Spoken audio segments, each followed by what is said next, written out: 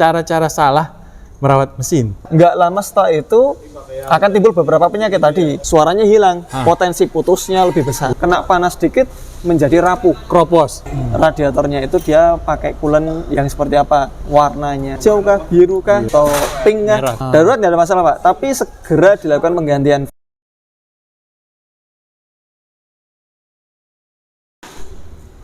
Assalamualaikum warahmatullahi wabarakatuh, Sobat Tapedia dimanapun berada. Selamat pagi menjelang siang dari bengkel kesayangan kita, bengkel AHA Sekawan Yogyakarta Condong Catur. Bagaimana kabar Sobat Tapedia semua di seluruh Indonesia? Jakarta, Bandung, Semarang, Surabaya, Yogyakarta, Malang, atau di Sumatera juga, Kalimantan, Sulawesi, ya, Papua, Ambon, dan bahkan ada yang di luar negeri. Baik, Sobat Tapedia, kali ini kita akan berbicara dengan Mas Ardi tentang merawat mesin ya.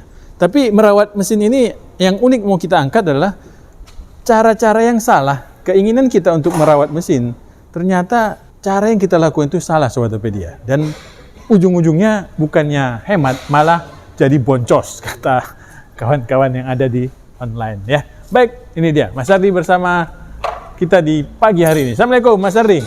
Waalaikumsalam warahmatullahi wabarakatuh Pak Taufik dan Sobat Tapedia. Apa kabarnya Pak? Alhamdulillah Mas Ardi. Ya.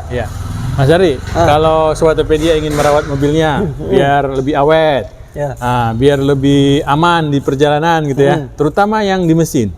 Ya. Tapi katanya, yang saya pernah lihat di judul beberapa artikel itu cara-cara salah merawat mesin. Keinginannya untuk memperbaiki, tapi malah sebenarnya memberikan efek buruk kepada mesin itu. Emang benar ada kejadian seperti itu Mas Ardi? Ya sebenarnya kalau salah itu enggak juga sih Pak. Lebih kepada kalau perempuan itu selalu benar. Gimana? Bentar, kalau Pak itu langsung senyum aja dia itu. Ya mungkin bahasanya adalah kurang tepat. Kurang tepat bahasanya? Ya betul, bahasanya adalah kurang tepat. Misalnya gini, ada beberapa contoh kita akan ambil sektor, kalau mesin ini, periodical maintenance itu adalah di sektor mesin dan juga transmisi. Adapun kalau untuk mesin itu dia yang kurang tepatnya biasanya adalah di perawatan pada air radiator. Air radiatornya dia kurang memperhatikan kondisi coolant. Jadi udah kalau radiator yang penting adanya air ya air biasa gitu.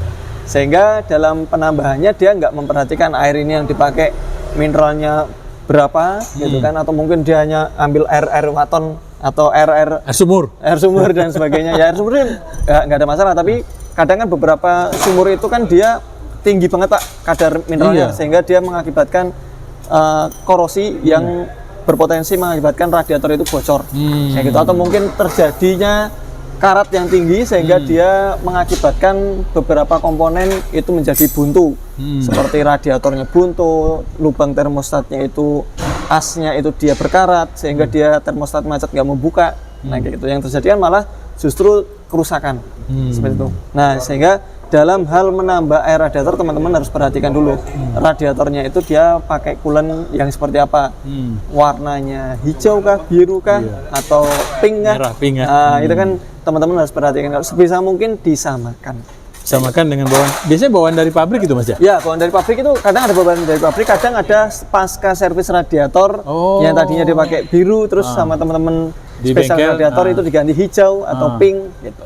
Sehingga itu ya ketika dia nambah ikutkan sesuai dengan coolant-nya. Karena kan nanti efeknya adalah terjadinya karat itu tadi. Itu pertama untuk di bagian pengairan ya. Ya, airan. Kemudian pada bagian yang mesin. Nah, ini seringkali teman-teman ini ketika dia oli mesinnya itu dia kurang, itu bukan diperhatikan dulu apakah ini waktunya ganti oli atau tidak. Langsung ujuk-ujuk ditambah. Penambahannya viskositasnya tidak, kekenalannya tidak diperhatikan. SI-nya berapa, dulu gantinya SI berapa, atau di bulan apa, di kilometer berapa, itu dia nggak perhatikan. Begitu ngecek dia tahu itu kurang, udah langsung aja di sok terus. Yang terjadi adalah nanti adanya endapan yang semakin tinggi Pak. Nanti kan beberapa mobil itu kan memiliki deterjen yang berbeda, sintetis yang berbeda. Itu akhirnya ketika dia ditambahkan dengan yang tidak sesuai, justru malah menjadi penyakit. Seperti itu Pak Taufik. Nah sehingga dalam hal ini teman-teman ketika ingin nambah oli, itu perhatikan kapan ganti oli terakhir. Kalau misalnya dia memang sudah waktunya ganti oli, maka sebaiknya dilakukan penggantian. oli sekaligus. Sekaligus ya. Sekaligus ganti oli dan juga sama filternya. Seperti itu. Berarti untuk menentukan apa namanya viskositas dalam menambah oli, itu emang penting. Dulu umpamanya contoh oli kita 0,20. Ya. Nah, tiba-tiba di jalan karena mungkin berkurang ya. Betul. Adanya 10,40. Ya. Nah, ini gimana nih Mas? Nah, kalau kondisi seperti ini maka kita adanya ya, kan adanya. Darurat ya. Nah, itu darurat. Darurat nggak ada masalah, Pak. Tapi segera dilakukan penggantian full.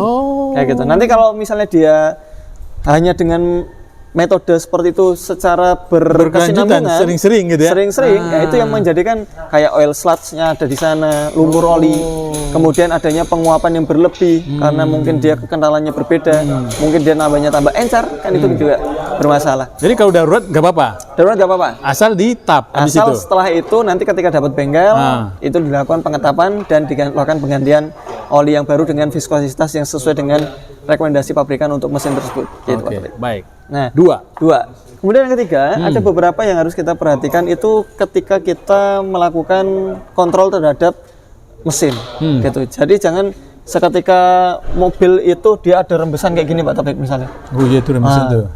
Begitu dia tahu ada rembesan, wah ini harus dibersihkan. Akhirnya apa? Datang ke teman-teman steam. Oh, salah tempat, salah lokasi. Langsung aja dia cuci mesinnya. Teman-teman steam kan manut-manut aja. Iya, karena cuci ini ya. adalah request dari pemilik. Akhirnya apa? Dicuci. Iya. Begitu kena steam, di sini memang kinclong bersih, tapi ada beberapa electrical part yang seharusnya itu nggak kena air, seperti coil. Kemudian di sana ada beberapa mobil ECU-nya itu ada di mobil. Kalau untuk Serena ini dia ECU-nya tersembunyi sama dashboard-nya di dashboard. Tapi beberapa sih memang ada di depan situ ada relay box. Ada relay juga kena ya. Di situ. Harus diperhatikan ya. Harus diperhatikan. Itu. Nah, itu jangan asal steam. Niatnya adalah mau membersihkan tapi langsung disemprot. Nah, lantas gimana baiknya ketika kita ada rembesan seperti itu, kita datang ke bengkel, kemudian kita lakukan yang namanya penggantian seal yang ada di mesin. Kenapa hal tersebut harus dilakukan? Karena kalau misalnya kita hanya membersihkan saja, nggak lama setelah itu akan timbul beberapa penyakit tadi. Air masuk ke sistem electrical engine. Kemudian yang kedua, kebocoran akan tetap ada. Iya, kayak gitu Pak Taufik. Nah, sehingga kalau udah terjadi kebocoran, teman-teman harus segera datang ke bengkel. Terus solusinya adalah diganti seal atau di sealer ulang. Nah, kayak gitu. Kalau ini apa Mas nih? Penyebab itu ada seal-nya. Seal ini? Kita pernah buat demonstrasi penggantian seal rocker cover atau seal deck lap. Nah, kayak gitu. Nah, kemudian yang berikutnya Pak Taufik, itu ada beberapa komponen yang memang dia harusnya diganti di mesin ini. Salah satunya yang harus diganti adalah ini. Nah, ini dia nih. Kemudian filter udara. Filter udara. Nah, di sini Pak. Ini di sini teman-teman ada filter udara. Nah, filter udara jangan sekali-kali dicuci pakai air. Harus dijemur. Iya. Emang baju ya? Iya, jangan kayak baju. Jadi kalau dia ada yang tipe dry, ada yang tipe wet, ada yang tipe kering, ada yang tipe basah. Tipe basah itu dia memang ada olinya, gitu. Dalam tanda kutip oli pelumas ya. Itu tujuannya adalah buat nangkep. Nah, kalau debu-debu. Nah, kalau udah tipe basah ini, kalau dia sudah buntu, sebaiknya langsung diganti. Tapi kalau yang tipe kering, kita masih bisa semprot menggunakan kompresor. Mana yang lebih baik untuk nangkep ininya, kotorannya yang tipe basah yang lebih baik. Tapi memang lebih mahal dan penggantiannya cenderung lebih cepat, gitu Pak Taufik. Nah, itu kalau sudah kotor kayak gitu jangan dicuci. Nah, ada beberapa itu tuh dia tuh nyuci Pak. Jadi filter udaranya kotor, wis dicuci aja pakai mesin steam. Yang terjadi apa? Kalau misalnya dia tipe basah, itu dia akan mengakibatkan semakin buntu filternya. Jadi mungkin secara visual dia lebih bersih, tapi secara kepadatan filternya itu justru lebih rapat. Gitu. Akhirnya dia menjadikan mesin tarikannya menjadi berat. Kenapa? Karena suplai udaranya itu kurang. Ya gitu. Kalau yang tipe basah, tipe kering dicuci, ya itu memang bersih. Tapi ketika dia masuk ke dalam sistem yang ada di mesin, kena panas sedikit menjadi rapuh. Kroposannya ini akan masuk ke dalam pernafasan mesin, Pak. Akhirnya apa? Throttle kadang keganjel, EGR keganjel, kemudian klep bisa keganjel juga. Akhirnya apa? Kompresi turun. Nah, itu gara-gara filter yang dicuci. Nah, kalau untuk fan belt ini dia kan beberapa ada yang kalau sudah berusia lanjut ini akan retak-retak seperti ini, Pak. Nah, tuh. Awal starter pasti akan bunyi atau akselerasi akan bunyi mendencit. Nah, mobil mesin mati ini ya. Awal starter kan pasti RPM tinggi. RPM tinggi secara seketika itu menimbulkan slip. Oh, itu gara-gara slip itu bunyi? Iya, betul. Gara-gara slip. Nah, kenapa bisa slip? Fan bell-nya itu melar. Kenapa dia bisa melar? Pertama karena usia fan bell, kedua karena ada nyartakan seperti ini. Oh iya, gara-gara retakan ini ya. Kayak gini kan jadi kan dimensinya menjadi lebih panjang. Akhirnya menjadi slip. Nah, ini kalau sudah retak seperti ini jangan di setel. Oh, biar dikencengin ya. Beberapa teman-teman kan wah, slip. Mikirnya kan kalau di setel lebih kencang. Iya betul lebih kencang. Betul. Suaranya hilang, potensi putusnya lebih besar. Oh, hati-hati. Hati-hati. Kenapa kalau udah retak-retak seperti ini jangan di setel, harusnya diganti. Nanti kalau misalnya putus gimana Mas Ardi? Ya AC nggak dingin, water pump nggak muter, alternator nggak ngisi. Yang terjadi adalah bisa jadi overheat, bisa jadi mogok karena aki lama-kelamaan tidak ada yang mengisi. Akhirnya sering dipakai buat ECU dan teman-teman electrical engine lainnya, akhirnya menjadi drop dan mesin mati seketika. Seperti itu Pak Taufik. Itu beberapa komponen yang mungkin customer sendiri ingin melakukan sedikit perbaikan, tapi di sana justru salah dalam penanganannya, bukan salah, kurang tepat. Baik, Mas Ardi, ini kalau kita masuk ke tadi yang masalah mencuci ya. Kan kadang kita pergi ke cucian itu butuh jarak ya. Betul. Nah, otomatis kan mesin udah panas tuh. Betul. Nah, sampai di tempat cucian, nggak tahu ya apa kebiasaan atau memang order, buka kop, langsung dicuci. Itu gimana tuh kan panas-panas mesin. Betul. Ada beberapa efek samping Pak. Ketika mesin panas langsung dicuci. Itu beberapa diantaranya yang paling sering kena itu adalah perkaretan. Karet-karet itu menjadi lebih gampang getas. Di mesin itu kan ada karet-karet selang ya. Itu dia gampang getas, terlebih soket-soket kayak gini Pak. Soket-soket gini kalau dia kena air, sementara di sana dia panas, ini lebih cepat getas. Ini masih Pak, ini udah berapa menit loh? Ini sekitar setengah jam aja. Ini masih panas loh, friend. Iya. Disiram sama air, shred. Aduh. Betul. Itu tadi kita udah sebutkan efek sampingnya adalah mungkin nanti elektrikal keganggu. Beberapa mobil yang di steam mesinnya itu beberapa ya, kita nggak bilang semuanya, karena kan ada beberapa mobil itu yang di steam nggak ada masalah. Mobil-mobil baru itu seal-sealnya masih bagus di soketnya. Tapi ada banyak juga mobil yang habis di steam gitu mogok, ECU-nya kena. Kita beberapa kali mungkin di tahun 2025 itu. Ada kita pernah naikin videonya itu. Nah itu gara-gara habis di steam yang ya mungkin tidak ada namanya kesengajaan merusak ya. Tapi karena ketidaktahuan atau mungkin kurangnya pengalaman sehingga dia ECU itu kesemprot, akhirnya menjadi mati seketika. Nah, harus ganti ECU lagi. ECU loh yang ganti. Gitu. Di samping itu tadi soket-soketnya itu menjadi keropos, gampang keropos. Soket-soketnya jadi gampang keropos.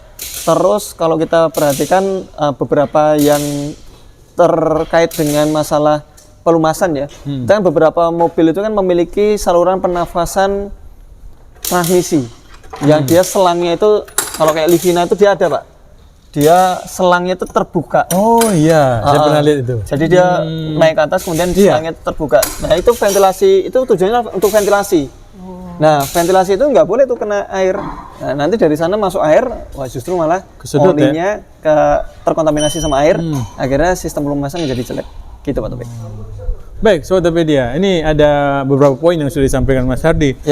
Keinginan kita untuk menjaga kendaraan kita lebih baik, lebih awet, lebih fit, ternyata harus didukung dengan pengetahuan tambahan. Betul. Salah satunya dengan melihat, menonton YouTube AHpedia. Iklan. Biar kita nggak salah tikung. Oke. Baik, Pak Taufik. Terima kasih Mas Hardi. Siap, semoga yang sedikit ini bermanfaat. Assalamualaikum warahmatullahi wabarakatuh. Waalaikumsalam warahmatullahi wabarakatuh. Monggo Pak.